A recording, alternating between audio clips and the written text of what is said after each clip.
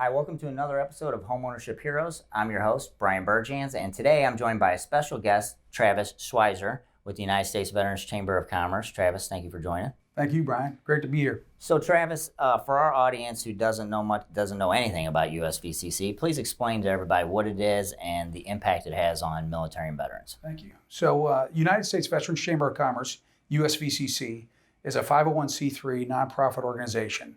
Our sole focus is enhancing the lives of our military in transition, veterans, and their families.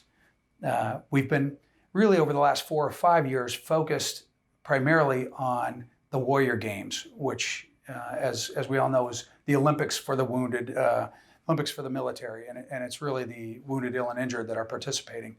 So we've been providing a lot of resources and vectoring in a lot of support for the Warrior Games. But over the last 2 years, we've really broadened our aperture. And specifically, we've taken a holistic approach to our military community and their healing. And we've got 5 pillars. Our 5 pillars are employment, education, business, health and wellness, and family. And what we try to do is take signature programs that are out there, and through corporate sponsorship, we plus those programs up, and so that they can impact our military community countrywide. We've established chambers in, I think, about 15 states now. So veterans chambers are popping up. We have approximately 27 different chambers in various stages of maturity, from one individual saying, hey, I want to start a chamber, to the most mature being one that's been around for 4 years in Wisconsin. Through our chambers and through specific programs, we're really having a great impact on the military community. And we're having fun doing it. So the chambers, you speak of these chambers, right? And so when I think of chambers of commerce, I think about, multiple organizations that represent, the chamber, and they do a lot of community outreach stuff. Is that kind of how the chambers operate in the USVCC? Yeah, you've absolutely nailed it.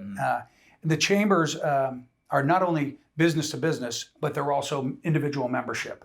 So they can be anything from a safe place to come for a military member to share their experiences, or they can be much broader than that, tapping into civilian business or veteran-owned businesses and enhancing their lives and tapping into services that maybe they didn't know existed, or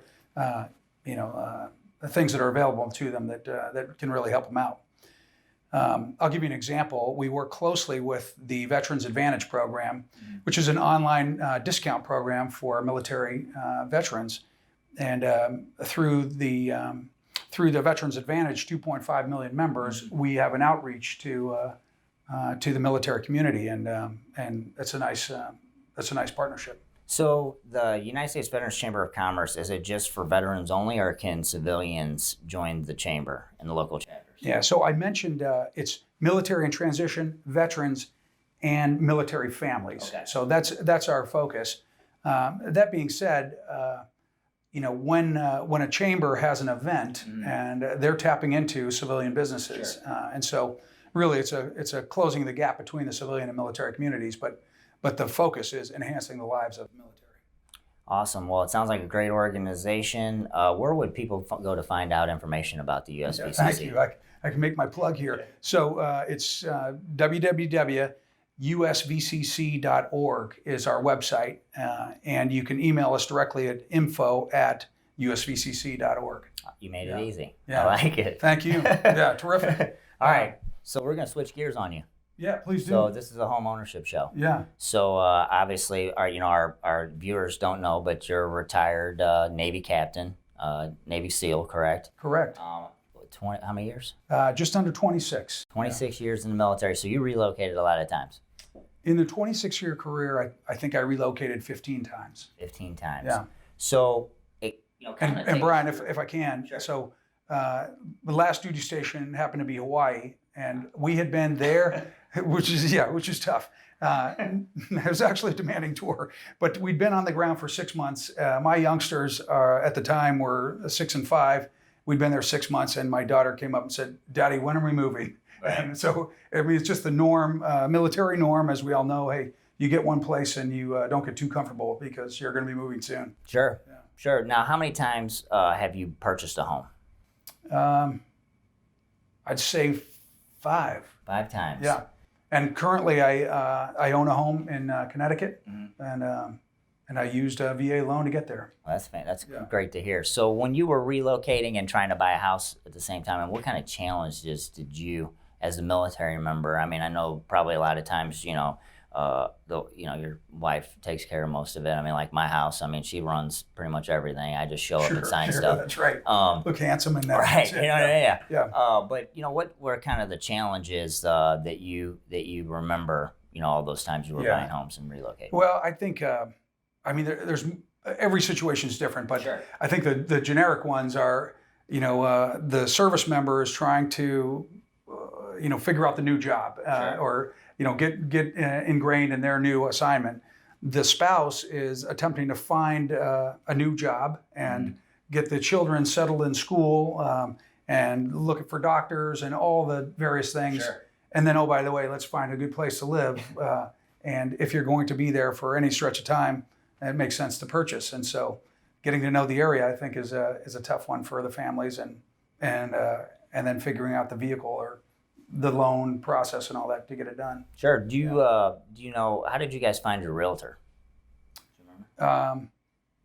We used a service, like a military service, and so one was assigned to us. And this in the case of this last home, I had a good idea what I was after. So I didn't make I wasn't as I didn't scrutinize the realtor as well as I probably could have or should have. Yeah.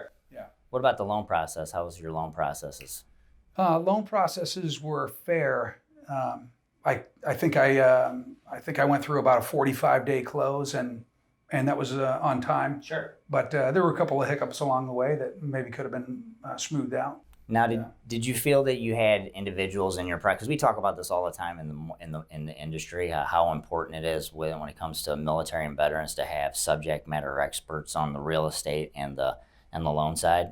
Folks that really understand active duty military veterans, the benefit, and because it's a niche program, right? It's people don't raise their right hand to get a conventional loan.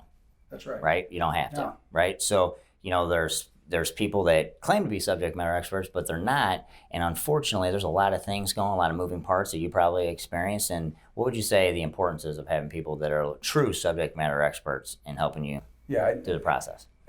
I would think it's, if I had to rank it, I'd say it's critical. And the reason why I say that is when I look at just my knowledge of, the ins and outs of a VA loan, I'm too busy with my head down doing my job to focus on that. And so you need someone there that has some experience and can coach you, and you can feel comfortable that you're being given good advice. Right. Yeah. Awesome. Well, hey, thank you very much for being on the show today. Well, thank you and Caliber for what you guys are doing. I just, if I can close, Brian, I would say the reason why USVCC thinks so much of Caliber is just the mission and the culture that Caliber has is truly right in line with what USVCC is attempting to do, and that is, help our service members and help the military community. And I just admire you guys for that. So thank you. We admire you guys as well. So we appreciate it. So this is a great love fest. Yeah. It's a Navy thing. Yeah. Well, hey, you've seen another great episode of Home Ownership Heroes. I want to thank Travis for being on the show, and we'll see you next time.